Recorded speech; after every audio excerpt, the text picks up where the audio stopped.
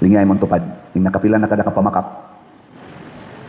Kanang bakak, samas gibuhat ni Judas, nga nagpakaaron ingnon siya nga magsunod ni Jesus, pero doon na day say, hidden agenda nga evil agenda, maunay betrayal of public trust para nako.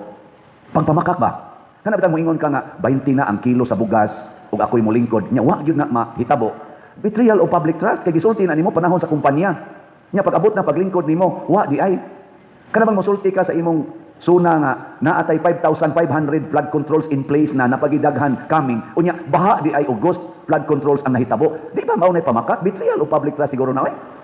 Ano bang moingon ka nga 1 million houses for the poor every year. Unya 6 million ang target nato for 6 years. Nya karon pila pay nahimo? Kana bang moingon ka maghimo kag 4,000 classrooms every year. Unya 22 classrooms ra di ay ang nahimo para sa mga estudyante nato sa public schools.